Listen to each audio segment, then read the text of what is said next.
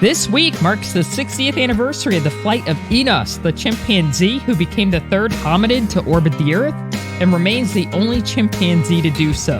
And so to look at this in more detail and to find out more about how animals were used in the early space race, we've asked our friend and author Stephen Walker to join us once again. As always, please do get involved with us on our social networks. We're at Space and Things 1 on Twitter and at Space and Things Podcast on Instagram and Facebook, and we love hearing from you. And why not treat yourself to one of our t-shirts? Christmas is coming up after all, and they're available on our website, spaceandthingspodcast.com. But right now, please enjoy episode 65 of the Space and Things Podcast. Oh my God! Unbelievable! But is it great to done? You're listening to Space and Things with Dave Giles and Emily Carney.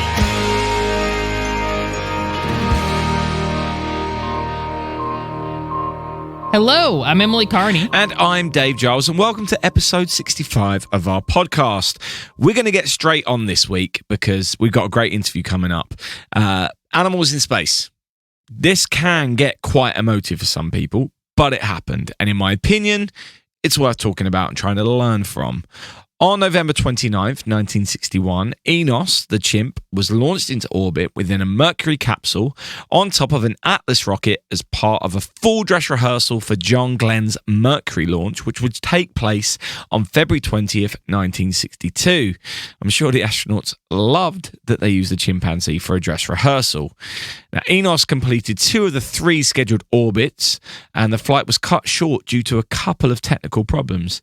In my opinion, it's a shame that we don't know more about Enos, and he's definitely not as well known as Ham, the chimpanzee who flew a suborbital flight in January of 1961, earlier that year, thus becoming the first great ape to be launched into space. So with that in mind, we thought we'd try and educate ourselves about Enos and about other animals that have been launched into space. And to help us out, we're being joined once again by Stephen Walker, who released a new book earlier this year called Beyond, which focused primarily on the life of Yuri Gagarin, but his research covered the whole of that early space program, and the book opens with accounts of some of the dogs who were flown into space by Russia.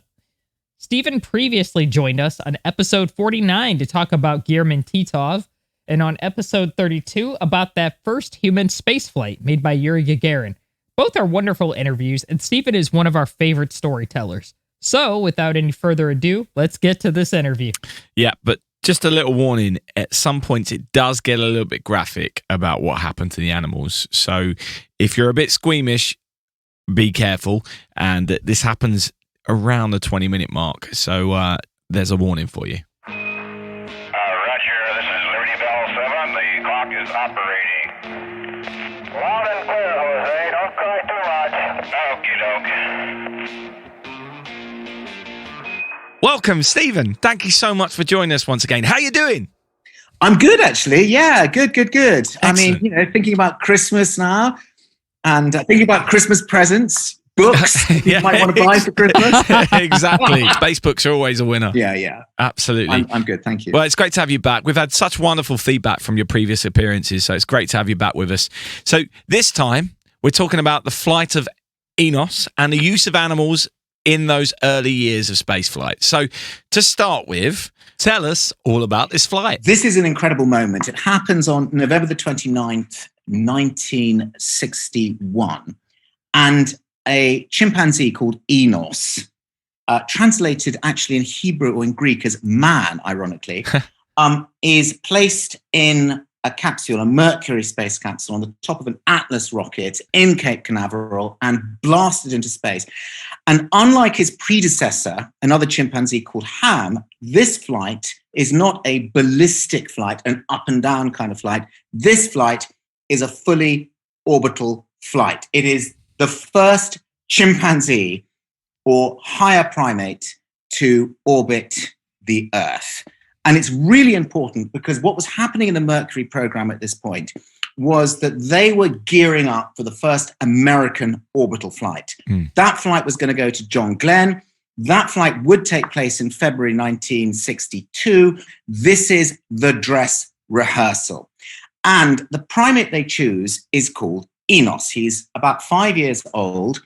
He is notoriously difficult to handle. Unlike his predecessor, Ham, who flew in the up and down flight in January 1961, he was apparently very kind of docile.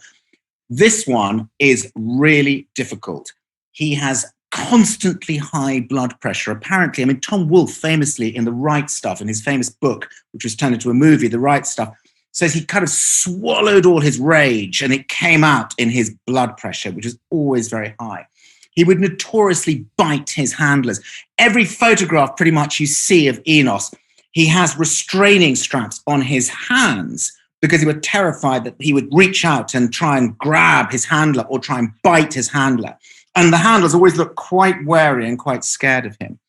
But the thing about Enos was that he was probably the cleverest of the colony of chimpanzees that were being kept at the Holloman Aeromedical Facility in New Mexico and for the purposes of space flight. I mean, this was a brilliant chimpanzee. I'll give you an example. One of the tests that they had to do, and one of the things he had to do in this flight, was he had to push a lever on a little machine called a psychomotor in front of him. And he had to push it exactly 50 times in order to get a banana pellet that would come out in a little tray. And it had to be exactly 50 times. And this chimpanzee, Enos, never got it wrong. In fact, he was so good at it that when he got to the 49th push on the lever, when he was doing it in training, he would then hold his hand out, waiting for the banana pellet that was going to come in on the 50th. That's Amazing. how clever he was. But on this flight, things went wrong. And one particular thing went wrong with this psychomotor, because an unpleasant aspect, a deeply unpleasant aspect of the psychomotor was that one of the programs on it was called an oddity program. And essentially what that meant was that there were 3 shapes that would appear on a panel in front of the chimpanzee. And 2 of the shapes would be the same and 1 would be different. 2 triangles, 1 square, 2 squares, 1 circle. And the chimpanzee would have to pull the lever underneath the odd one out. And again, Enos was brilliant at this. The penalties for not getting it right was to get an electric shock on the soles of the chimpanzee's feet. And these shocks would last for approximately half a second. And if no lever was pressed at all for 35 seconds, then the chimpanzee would get an electric shock every 5 seconds until he pressed any lever at all. Now imagine this is happening in a space flight with all the other stuff that's going on at the same time, during a rocket launch, in orbit. And Enos, brilliant that he is pushing the levers exactly right. And then there is an upset with the mechanism. And every time that he pushes the correct lever, he gets an electric shock. Every time. 35 electric shocks he gets in the course of his flight around the world. I mean, it's appalling. And there's some real sense when you read, as I have, the original literature that was produced, official literature that was produced in 1963, 2 years after this flight, by NASA. They are saying in the small print that Enos is trying to game the system. He's actually aware that something is wrong somewhere, and he's consciously trying to find a way to not get an electric shock by consciously pulling levers that he knows would be the wrong lever, but might prevent him from getting electric shocks. I mean, this is the level of intelligence that we're dealing with in this animal. And it is extraordinary. The rocket goes up. He's in orbit. The plan was to have 3 orbits, but things start going wrong. The capsule starts to overheat. It gets hotter and hotter and hotter. It does eventually stabilize, but now we've got a chimpanzee with a faulty psychomotor getting 35 electric shocks, and the temperature is plus 40 degrees in his cabin, okay? And there he is still going around the world. And then there's a problem, although of course he doesn't know this, with the attitude thrusters. Now, these are the thrusters that are there to make sure that the spaceship, the Mercury spacecraft, orients itself correctly for a safe re-entry back into the Earth's atmosphere. If you get it wrong, you can skip back into space, never to come back again. Or you can go too steeply and you can plunge too fast into the atmosphere and burn up despite the presence of the heat shield. So it's essential to get this right. There was a faulty valve, there was fuel that was leaking, and a really last-minute decision is taken by Mission Control, which at that time was not in Houston, hadn't been built then, but in the Cape itself. And a crucial decision is taken by the flight director, Chris Kraft, which is, should we go for a third orbit or not?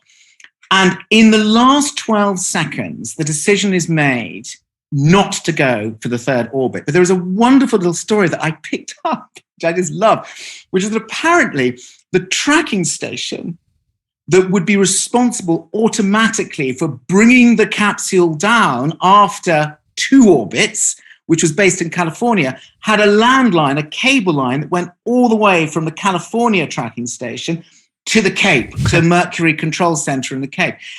And an Arizona tractor driver happened to be plowing a field and drove over the cable and cut it in that 12 seconds. So the line was cut. Oh my God. There's a chimpanzee up there that's about to face another orbit and potentially a horribly fiery death or being stranded in space because of an Arizona tractor driver happening to cut the cable in the middle of his field. And literally only in the very last second or two did they establish another circuit with the tracking station in California and sent the signal out at the last moment, and the capsule came down. He landed in the sea, I think somewhere near Hawaii, and he was so enraged that he ripped off his restraint suit in the capsule while waiting for about an hour and a half for the rescue ships to arrive. He then ripped all the electrodes off him, and then, get this, he ripped out the balloon-inflated catheter from his penis with the balloon still inflated. He ripped it out in the capsule as it's bobbing on the water. Oh my God. That is the level of rage that we are dealing with. And it is understandable that this rage was there. I mean, these chimpanzees were essentially kept in pretty appalling conditions. They were kidnapped by trappers, animal trappers, mostly from the French Cameroons in Africa.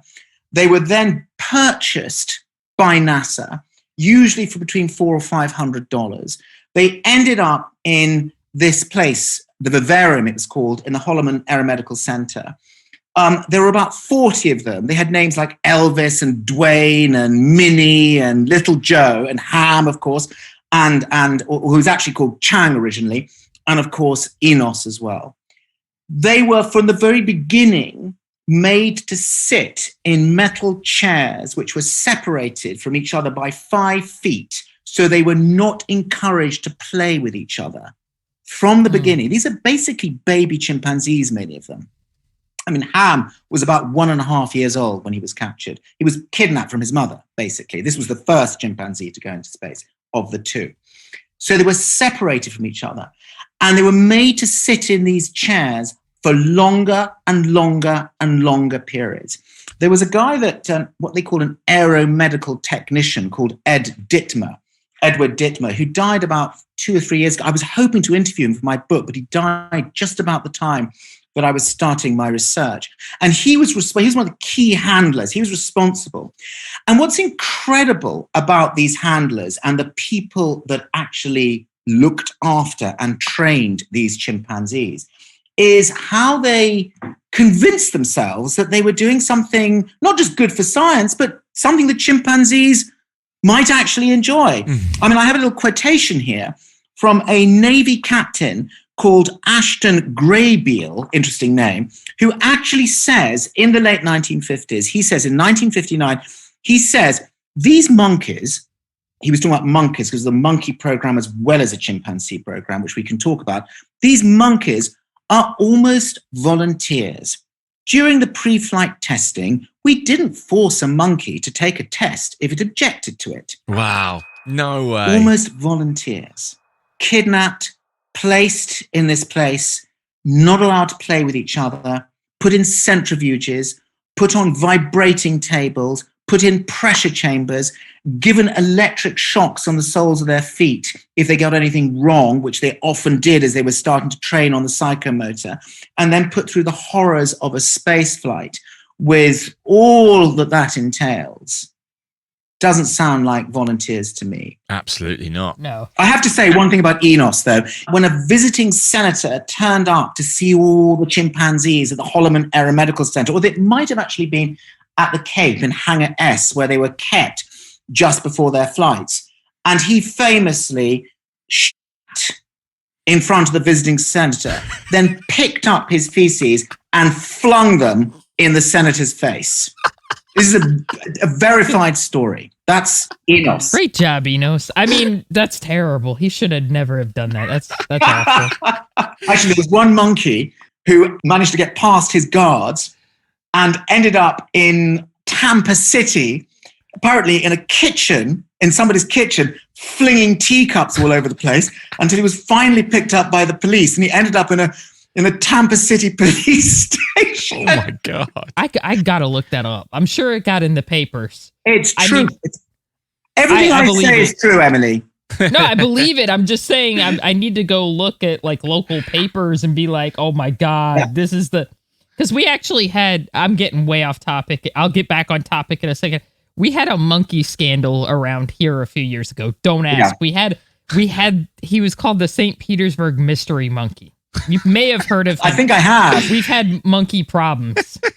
Well, I mean, these monkeys, there were a lot of monkeys, not just chimpanzees, there were monkeys as well. And in fact, the Americans started with monkeys. The whole thing began in 1948. It began with something called Project Albert. And Project Albert grew out of another project called Project Blossom. This was when the German V2 missile that had been raining down on London and Antwerp and causing such destruction, Werner von Braun's V2 missile, was being reconstructed in New Mexico by the same team who now had been taken over under this operation called Paperclip, where all their SS past and their Nazi past were kind of conveniently erased. And now they were building these V2 missiles.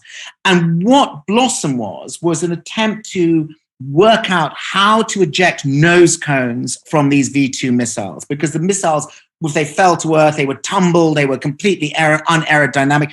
So it was about ejecting the nose cone with whatever package was inside it. And somebody came up with the idea, why don't we put an animal inside it? Actually, the first animal that went up was a fruit fly. Was a number of fruit flies, which actually landed intact. But in 1948, the Americans were the first to do this. Thinking ahead to the possibility of human flight, they put squirrel monkeys, or little monkeys, rhesus monkeys they were, into these nose cones. And they called it Project Albert. And every single one of these monkeys was called Albert. Albert 1, Albert 2, Albert 3, up to Albert 6. And all 6 of them were killed. All of them. And in that same kind of, dark sort of comedy, in a way that I find very ugly and unattractive, somebody had actually scrawled on the nose cone before obviously the rocket went, with the first Albert, had written, "Alas, poor Yorick, I knew him well," knowing essentially that this animal would die. In that particular case, there was a problem with the parachute system, and Albert and his nose cone smashed at terrific speed into the desert, and he just was totally destroyed. It was an enormous crater as a result. So the Americans started it. And the reason they were doing this was because thinking ahead to high-speed flight, to space flight, to rocket flight of one sort or another, which was there on the horizon, even in the late 1940s, no one had a clue what would happen to a human being in space. This was the great new frontier. Yeah. Nobody knew. Would he go blind? Would his heart stop beating? Would he be able to swallow? There's 100,000 things that they were worried about. Would he actually, and it's always a he, isn't it? Would he actually survive the terrific acceleration forces of a rocket launch, what would happen in weightlessness? What was it like to experience a weightless condition? Would his brain be damaged? Would he get ulcers? What would radiation in space do? They had no idea. Yep. So these animals, these monkeys to begin with, beginning with Project Albert in 1948, this was going to pave the way for human flight, sending these animals, which had obvious physical similarities to humans, into the great unknown. That's how it started in America. Wow. I really did not know that, and I'm ashamed to admit that. I should know that, but I don't. So I have a couple questions. I can't imagine the general public, if they had known, would have been happy about launching animals into space. I know nowadays it would obviously be a huge issue. At the time, was there much pushback about this mission or any other missions involving animals? And do you think the benefits of launching, or did the benefits of launching chimpanzees, did it outweigh the downsides at the time? It's an incredibly difficult question, isn't it? I mean, the reality is that Alan Shepard, who was the first American astronaut, famously said, "Don't send Ham the chimpanzee. I'm ready to go. I'm ready to go to be the first human in space and to, if necessary, die for my country. I'm a soldier, essentially." It's what he was. He was a Navy soldier. "I'm willing to go and do that." Equally, there were quite strong moves by John Glenn and other people in NASA not to send Enos, but to send Glenn instead. Remember that by the time Enos went to space in November 1961, the Soviets had already put 2 men in orbit. Yuri Gagarin, the first human in space, went up in 1961 in April, and in August 1961, his number 2, as we know, Gherman Titov, was the next one to go up in space. And we know all about that, don't we? So the fact of the matter is that the Soviets were kind of way ahead, and there are the Americans sending a chimpanzee. So I don't think that necessarily there was a benefit in doing that. If you go back earlier, you could argue there was, but there is a tremendous cost here as well. I mean, there's a tremendous cost. There were many animals that died, supposedly in the cause of science. And this is not like, even if one can defend this, like cancer treatments. No one's going to die as a result of this. This is all about the Cold War. This is all about getting ahead of the Soviets. But the reality is, within the organizations, within the Air Force, and then later on within NASA, there really is this there's a kind of a blindness. One almost could call it a moral blindness. And I may be attacked by certain people for saying this, but there sort of is that. I mean, they had these horrific acceleration tests on the ground involving chimpanzees. I mean, nearly 100 chimpanzees were killed this way. Wow. They had horrible rides, like some kind of a madman's version of a roller coaster, with all kinds of crazy names like the Sonic Wind or the Bopper or the Snort. There was a thing called Project Whoosh, where 88 chimpanzees were killed riding these sleds at terrific speeds and then suddenly stopping, where their heads would smash and brains would be turned into mush, simply to see what would happen for not just astronauts, but also pilots ejecting at very, very high speeds. They even used pigs. I talk about this in my book Beyond. And they had a project called Project Barbecue, where they put pigs on these sleds and did the same thing, and sometimes even hung signs around their neck saying Project Barbecue, and they would then eat the pigs. This is verified. Eat the pigs on occasion after whatever had happened to them had happened and these pigs had died. I mean, awful. In some cases, the pigs were anesthetized beforehand. That was also the case with some of the monkeys on Project Albert. But this is really horrific stuff. This is kind of a madman's world that we're actually talking about. And it's impossible, maybe from this perspective of the 21st century, not to feel huge compassion and some anger that these animals were put, almost volunteers, were put through this horrific regime, if you like, and very often died as a result. But no, the real beginnings of anger and of protest came with the Soviets. It came not from within the Soviet Union, but from outside the Soviet Union. And it happened when the first animal to orbit in space took place in 1957. And that animal is the one we probably all have heard of, and it is the dog Laika.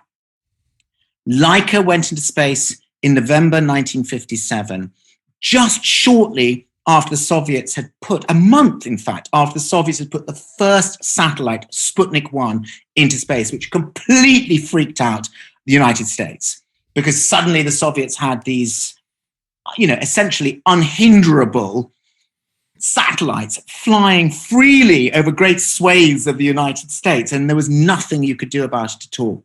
And what would come afterwards would be spy satellites, satellites armed with nuclear weapons, goodness knows what. Missiles. Within a month, there was Sputnik 2. Sputnik 2 was much more ambitious than Sputnik 1. Remember, the Americans hadn't sent a single satellite up at this point. So Sputnik 2 contains the dog, and the dog is called Laika. And she is like all of the Soviet dogs, and there were many Soviet dogs before this, were not actually talked about or publicized. She is a mongrel. The reason why she's female and chosen was because they had a urination system and a defecation system that required a female and not a male dog. It's much more complicated. She was very docile. She was a much loved dog. I've actually interviewed, she's now dead, her handler.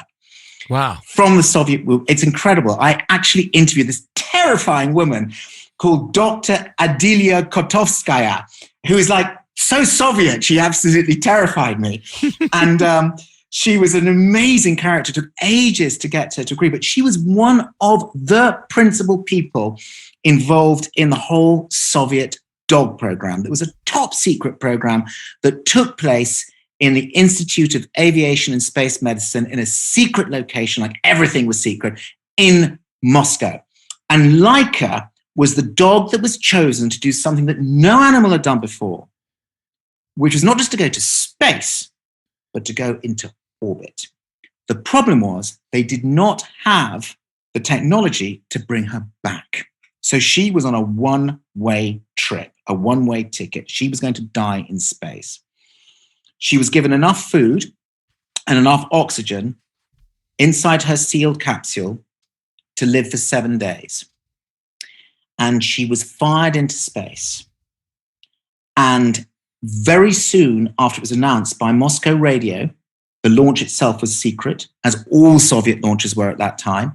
But very soon after it was announced on Moscow radio that she was in orbit, that the Soviets had succeeded in putting a dog in orbit, and her name was Laika, which means barker, by the way, the whole world reacted in remarkably different ways. Some said this is an incredible achievement, and it was technologically an unbelievable achievement. It really was. I mean, as I say, remember, the Americans hadn't got anything in space at that point, nothing at all. Others felt angry that a dog has that connection, doesn't it? And there were protests all over, not inside the USSR, but there were protests all across the West, but particularly in the United States and also in the UK.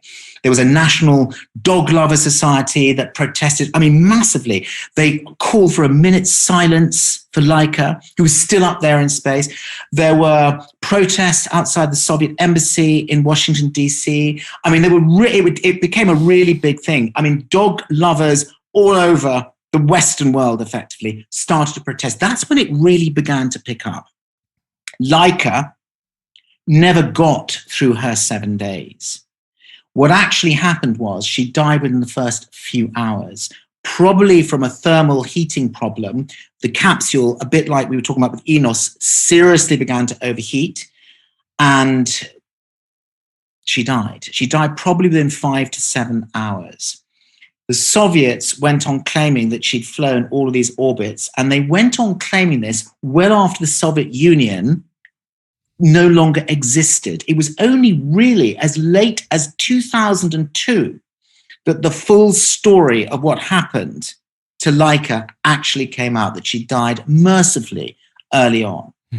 But there was television camera inside the capsule, and she was clearly barking and clearly greatly distressed as the temperature began climbing inside that capsule as it was going around the world. Okay. And I have a figure here, which was actually quite extraordinary somewhere, which is that Laika, I think she went round the world something like 2,500 times dead, until finally, through the natural force of gravity, she re-entered the Earth's atmosphere and her capsule with her inside it disintegrated 5 months later in April 1958. So there was a dead dog going round and round and round the world for 5 months. And it really is heartrending, actually. And yet it started a feeling that these flights were amazing, but also amazingly awful in some ways. So it was wonderful propaganda for the Soviet Union, but it also wasn't at the same time.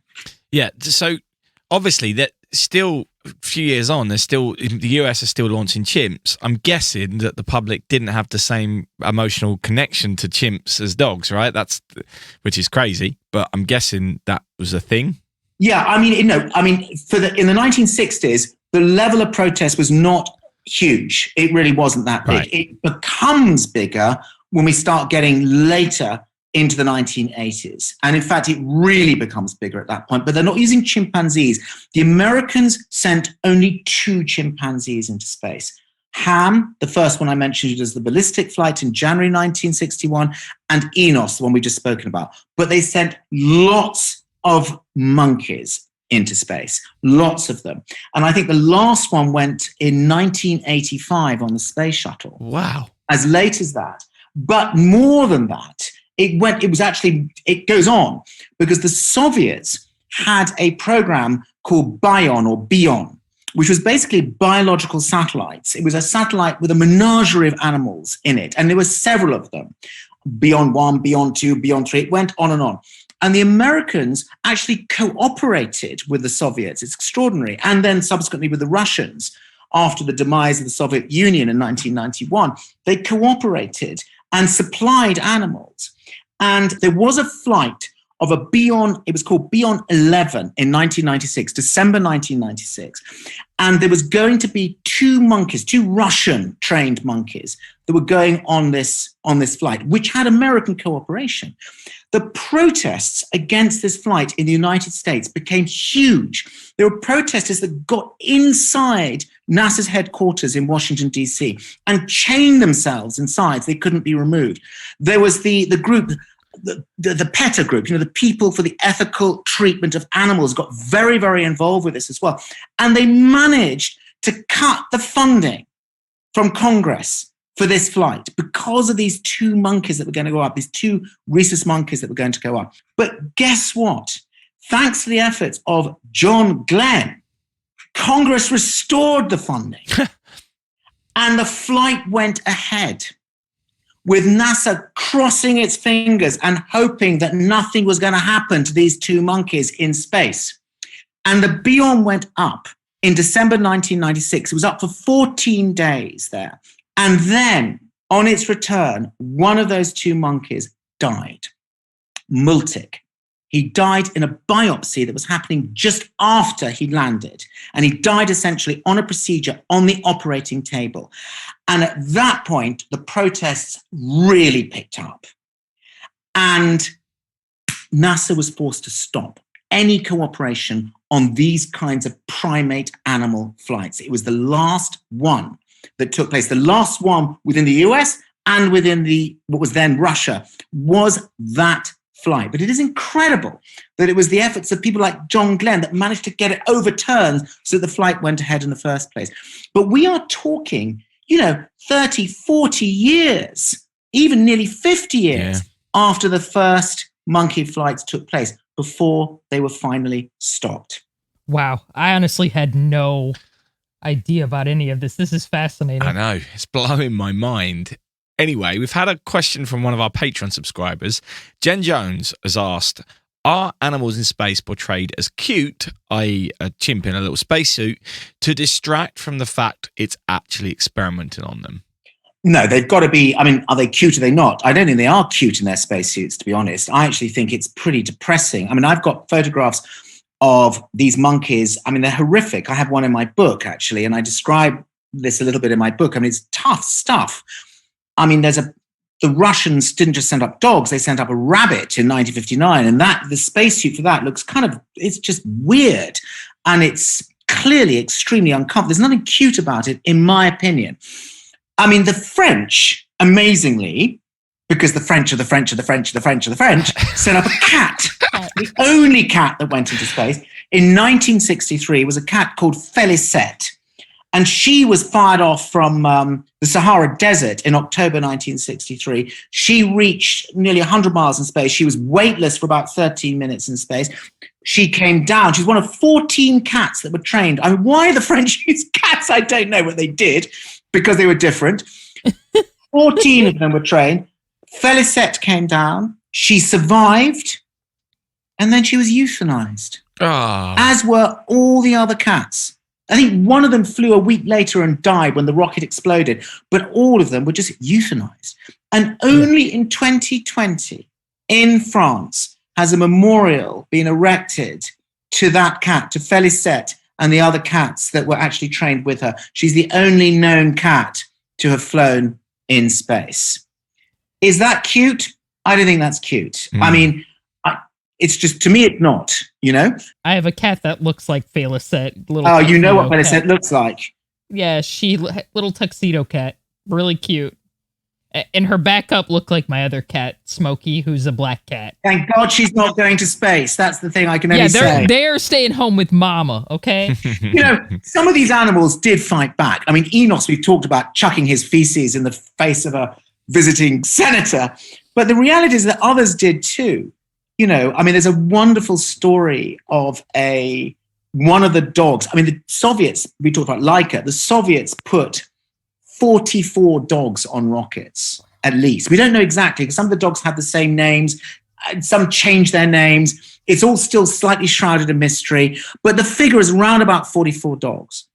And over a longish period of time, of which about 18 were killed. One dog went up 5 times. Can you believe it? 5 times went up on a rocket.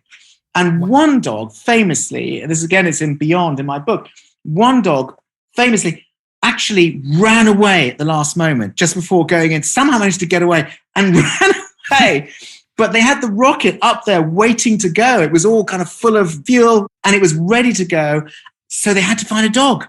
So they went to the canteen. This is in Baikonur. They grabbed a dog that was there at the canteen. They put the dog into one of these little spacesuits and they put that dog in the nose cone of the rocket and they fired it. What happened to the dog that ran away? I don't know, but that dog managed to get away. Yeah. Wow. So nowadays, obviously they haven't done animal testing in flight for a while, thankfully. But nowadays during test demo flights, either instrumented mannequins are used or actual people are flown. Any ideas concerning the future of human flight test dummies and how they'll be better equipped to maybe give us an idea of how actual people will respond to space flights? Well, Emily, actually, you know, the International Space Station has lots of animals on board. Oh. Yeah, well, tardigrades. Well, not just tardigrades. It's got mice and spiders and honeybees and all kinds of animals are on board. Yeah. Just not, not dogs or cats. They're animals, and they are there. They had wonderful spiders that went up I think they were called Gladys and Esmeralda, that went up in 2011. And the purpose was to see how well or badly they were able to create their webs. And it was a massive sort of project. And they did actually very, very well. The trouble is that when they came back to Earth, it was discovered that Gladys was not actually female, but was in fact male. And so her name was then changed. This is a very kind of gender question. Was then changed to Gladstone. And so came back. Esmeralda, I have to say, did not survive. And actually, in the very latest, one of the most recent Crew Dragon flights to the International Space Station had some squid on board. There's fish that go up regularly to space. I mean, there's a proper menagerie on board the International Space Station. Now, it may not touch our heartstrings, or maybe your heartstrings, I don't know, with cats and dogs and chimpanzees and monkeys and so forth, but they are there and they are still being observed and watched and noted for the effects that they have. And of course, the wonderful tardigrades. I love the tardigrades. Yeah. Shall I explain what a tardigrade is? Please do. It is, tardigrades are the most extraordinary creatures on the planet. They're absolutely tiny. They're sometimes called water bears as well. They're absolutely tiny. They're about 0.5 millimeter in length. And they have 8 little suckers on them. And they've got very, very cute little faces. And they are the hardiest animals on our planet. They can survive pretty well anything and everything. And actually, quite famously, in 2007, I think it was, the European Space Agency sent up a photon rocket where they put some of these tardigrades on the outside of the rocket. In other words, they're exposed completely to space without any protection whatsoever. Wow. And 68% of them survived after 10 days. Wow. In space. In 2019, there was an Israeli probe, privately funded, that went to the moon. I don't know if you remember this. And it crashed on the moon. And on board were some tardigrades. And it is perfectly possible that, a bit like Wallace and Gromit going to the moon, it is possible that there are actual living organisms, tardigrades, on the surface of the moon that have somehow survived because they can survive in space. Maybe they'll survive on the moon as well, which is exactly the same environment, and that they're still there. Who knows? So, tardigrades, I'm all for tardigrades. I think they're fantastic. Yeah, we've got a lot to learn from those little guys. That's for sure. It's for sure. Now, one thing that fascinated me in my research was that Ham is buried in New Mexico. And I know that Miss Baker, who was the first American monkey to reach space, is at Huntsville. But as far as I could see, there's no permanent burial site for Enos, or no one knows where the remains are. No, nothing. No, just disappeared. It's crazy. Nobody knows what happened. He died about a year later after his flight. He got sick and he died. I think it was just almost exactly a year later that he died, actually, in 1962. He was definitely, who knows? He was disposed of. He just disappeared.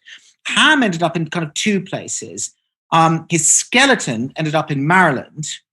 And it actually ended up, I have a note of it here, actually. He ended up at the National Museum of Health and Medicine in Maryland. But the rest of him was actually buried into the International Space Hall of Fame in New Mexico. What was interesting about that was that Alan Shepard was invited, this was in 1983, was invited to attend the funeral. There was a very distinguished letter that was written to him saying, this was the chimpanzee that paved the way. But Shepard didn't like the chimpanzees. He didn't like the fact that he, as a top test pilot that did these incredible things with aeroplanes, was basically doing exactly what the chimpanzee was doing. And he didn't like that. There's a famous case where somebody, when he was training on the simulator, what they call the procedures trainer, actually made a joke about him and a chimpanzee. And Shepard famously picked up an ashtray and flung it at the man's head. He made jokes about chimp barbecues, his word. So when he was invited to come and be there, when the rest, apart from the skeleton of Ham, was buried in this place, and there's a plaque there as well, he declined and said, I've got too many other things to do, which I don't think is such a great thing, to be honest. The really sad thing is what happened to the living ones. Because what actually happened was that the chimpanzee colony at Holloman ended up being run by a number of different foundations. And the conditions were horrific. They ended up in steel cages, in places without any light. They were leased out for medical experiments. As I said, none of them went up to space again. They were used for HIV experiments in the 1980s. There were probably around 500 of them, actually. And it was really, really appalling what happened. I have a quotation here, which I just think is just unbelievably moving and horrific. The Air Force sold them off. eventually. And I have a quotation here from somebody called Colonel Jack Blackhurst, who actually said, the chimpanzees, right, wrong, or otherwise, he said, are basically personal possessions. They're just like a piece of equipment. And they were, he said, surplus to requirements. Wow. And so they were sold off. Some of them ended up in supposedly a better place in Florida, whatever that means. As for the monkeys, there is an incredible story about that. They got older and older and older. They were still a colony of monkeys. And actually, they ended up, this is just awful, they ended up at NASA's Ames Research Center in California. And very recently, in 2019, there were leaked documents that showed that all 27 had been euthanized. That was in 2019. They were old. Some of them had Parkinson's at this point, and they were just euthanized. Surplus to requirements. That's what happened. That's where this grand story goes, And I think it's pitiful. You think about the memorials to Yuri Gagarin, you think about the memorials and all the noise about Neil Armstrong and about John Glenn and about Alan Shepard, all of which is deserved. Don't get me wrong, all of which. These are heroes, one and all. But there are these other heroes too. None of them were volunteers. All of them went through horrific situations, whether it be in space or sometimes even worse, often even worse, on the ground here on terra firma. They went through these awful experiences. And, as you say, Enos, nobody knows what happened to his remains. Another one, his skeleton is one place, the rest of him is somewhere else, or they're stuffed in some museum, and the living ones end up being just used for experiments or euthanized. I think that is a shameful reflection on us as human beings. I genuinely do. And my book it's a little cri de coeur in that section of the book. My book isn't about the animals. There is a section where we talk about Ham. I talk about Ham, where I do feel a sense of anger and compassion, actually, for these extraordinary animals that paved the way for this incredible adventure of human flight that we're still engaged in. So this is the last question, and it's kind of a softball question. Do you have a favorite space hero? Oh, that's a great question. I have to say, I think probably it's Enos, actually. And I'm not just saying that because we're coming up to the 60th anniversary, but because he's the chimpanzee that fights back, and he's clever. And in fact, I think what that means is it undermines the whole argument, doesn't it? That these are, in a sense, not sentient, particularly, certainly not conscious in any kind of way that human beings are, animals that can be used and are expendable. This is a thinking, sentient, conscious creature holding his hand out for the 50th pellet. And he can also shove his shit in the face of a senator where, frankly, not only did it belong, but I'm sure that many, many other people would have actually given 2 cheers just exactly for that action. So, Enos is the guy for me, I think, with a backup on Ham. That's beautiful. I love it. All right. Amazing. Stephen, thank you so much for joining us. This is another one of those conversations I don't want to end, but we kind of have to. I've learned so much here, so thank you once again for joining us and teaching us and our listeners a thing or two. This is, you're right. The depth within this subject is huge, isn't it? And we've sort of touched it in lots of different places, but I hope that people listening will get a sense of the kind of richness and diversity and flavor of what's actually out there. It's a parallel, or it's like an alternative universe. There's the human story that we know about, but there's this other story that doesn't get talked about. So there's something kind of fresh and different and maybe original about this, but terribly important, because one kind of space program would never have happened without this other. Absolutely. Right, well, thank you very much. We'll leave you in peace now, but thank you once again for joining us. We hope to have you on again. I'm sure we'll find a reason to get you on. This has been wonderful.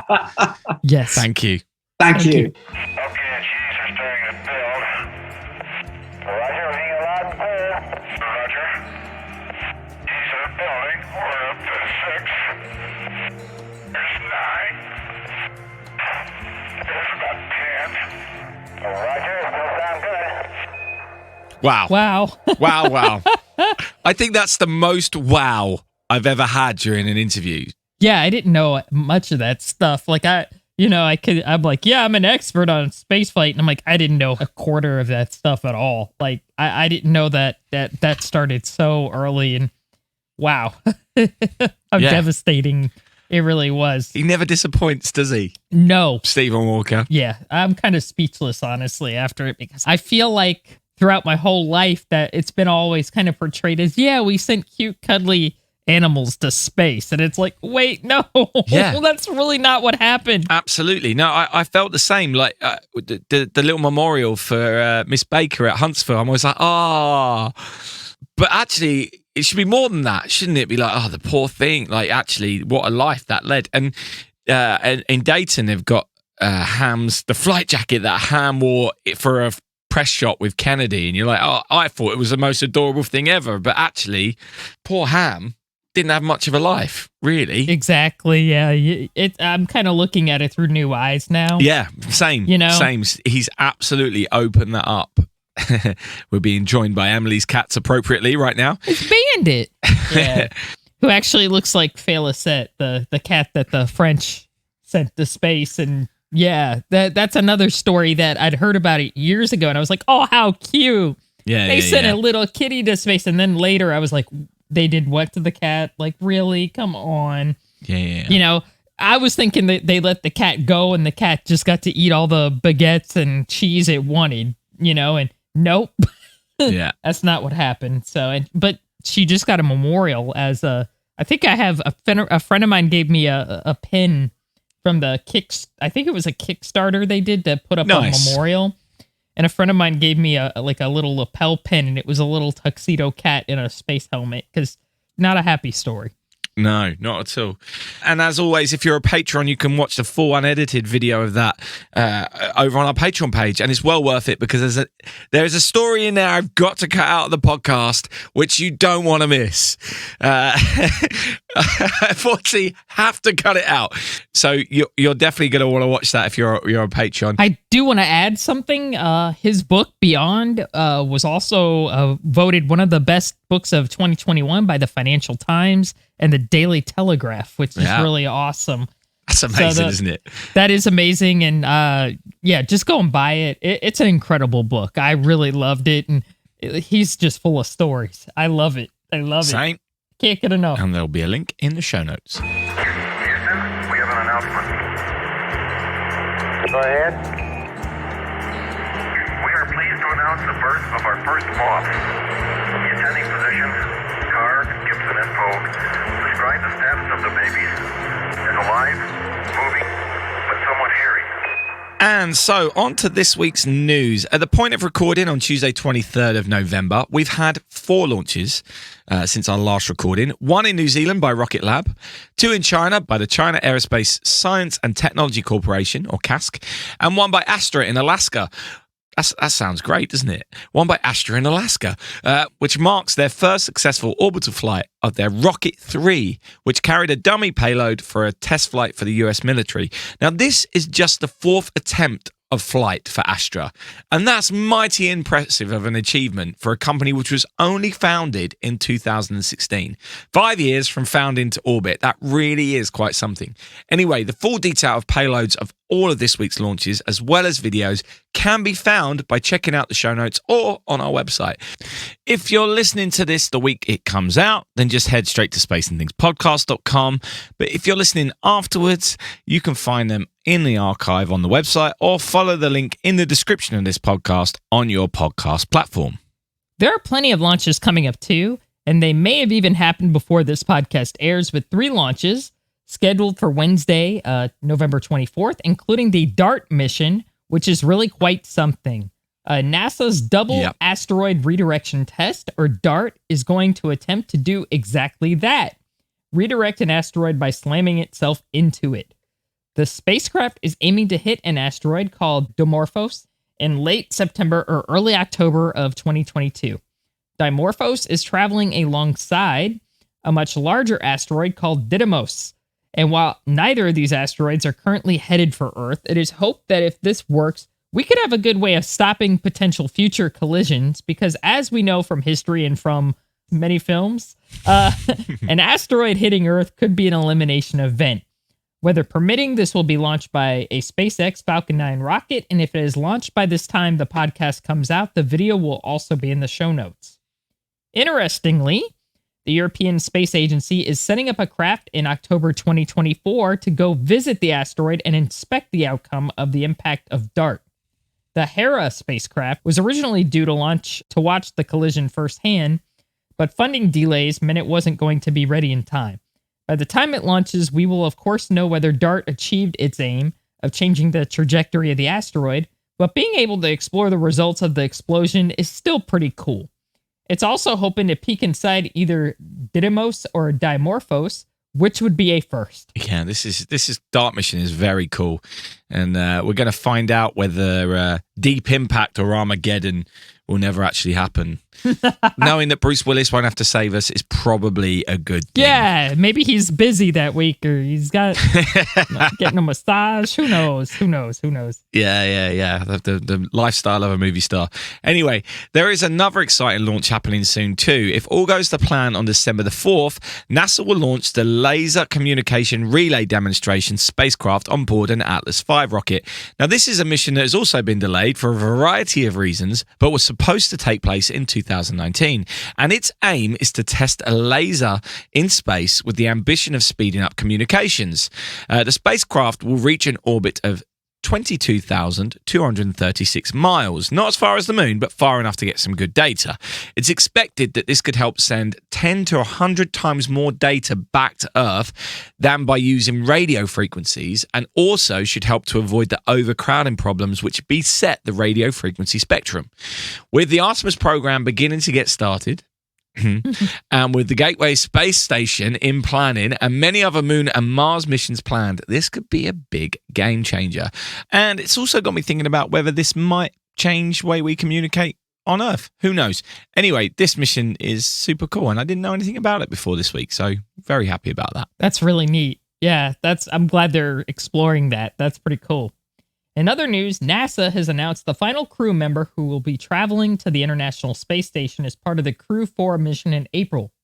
Rookie astronaut Jessica Watkins will be joining fellow NASA astronauts Jel Lindgren and Robert Hines and ESA astronaut Samantha Christopher Reddy on a 6-month visit to the station, traveling on board a SpaceX Crew Dragon capsule launched by a Falcon 9 rocket. Watkins is a geologist who was selected as an astronaut in 2017 and brings a wealth of different experiences to the table.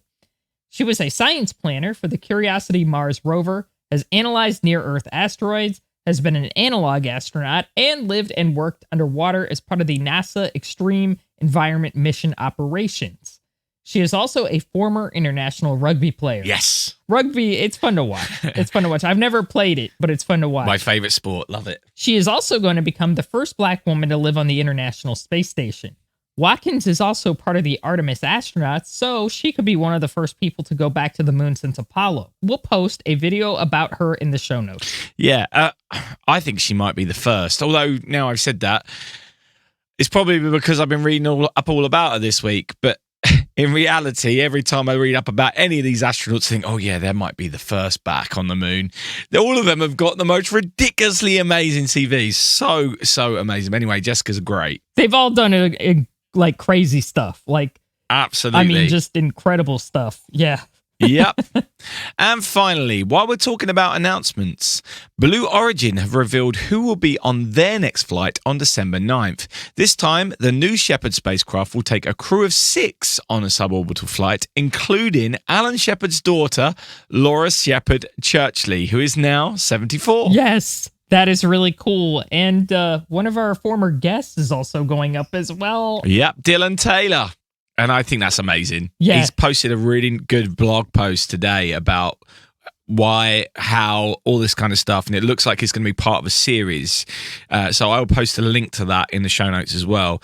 But yeah, so exciting. I messaged you first thing. As soon as I saw it, I got the notification. And I was like, just sent the screenshot. Emily!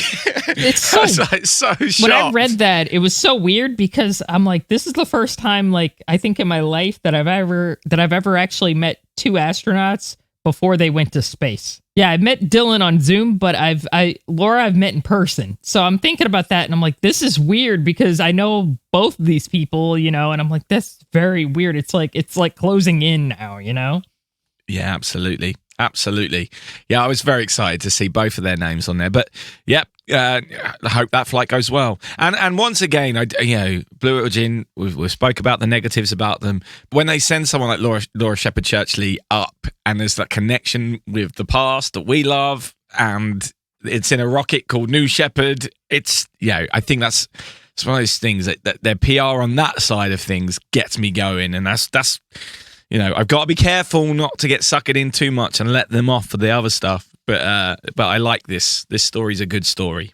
Yeah, I think that's awesome. Yeah, I love it. If you got a minute, I think we owe you a report on strawberries and pork loin. So we normally do this at the front, but I really wanted to get into that interview today. But Emily, you've been busy writing again or publishing articles again. There are 2 new ones on Medium I saw and read. They're a little bit longer than your usual, which makes me think that there might be a book coming at some point, maybe. I hope so. One about Gus Grissom, which is one of my favourite subjects, always. And the other one is about something, I think it's a mutiny? Yeah, about the Skylab Mutiny, yeah. Those are 2 pieces I read a while ago, and I'd never published them. I've been holding on to them, and finally I was like, just put them out there and see if anybody reads them. And I got a lot of great feedback, and a lot of people read them, so the experiment worked. And I learned a lot in both of them. Subjects I thought I knew about, I still was learning, so great job there. Thank you. Now, Emily, before we talk about your next one, I just want to mention, in last week's episode, you dropped the S-bomb. Yes, I did. I'm sorry. And I forgot to put a beep on it. Oh, you no. said Skylab, and I didn't beep it. Oh, okay. For a second, I thought you meant the other S word. I was like, oh. Yeah, I probably did say that, No, it was, you said Skylab, and I didn't beep it. So I think because I missed one for the first time since I started doing it, I think that's the end. I think that's the end of Quindar Tones underneath Sky. I think you're off the hook now. Todd Emily. is going to be upset. Todd is going to be upset. Sorry, Todd. Yeah, all right, so that's it. Emily can say Skylab to her heart's content with no Quindar Tones underneath now. Skylab. Yes. Get some. Yes. We'll have to find another thing. Probably something I say that will be my turn next. Anytime Dave has to make tea or something. Yeah. Talking of which, thank you very much. But actually, you have another blog out as well. And this one was really interesting as well. This is on your Celestius blog. And this one was about Star Trek. Yeah. It was about Celestius's history with Star Trek and their sort of relationship with Star Trek, not just the people who've been on the show and who made the show, like Gene Roddenberry, but it's also about their relationship with people who are fans of Star Trek. And it really goes into that. And that was really cool. I got to interview Celestius's CEO, Charles Chafer, who's a wonderful guy. He's really cool. And I really enjoyed writing it. I'm embarrassed to say I'm not a huge Trekkie. I like Star Trek, but I'm not as into it as probably a lot of people are. I know people who could tell you every line on the show, and they know all of them. And I am not at that level, but I do enjoy it, and I think Star Trek is sort of a model, for what space. I like the model that Gene put out there is that it involved everybody. Yeah.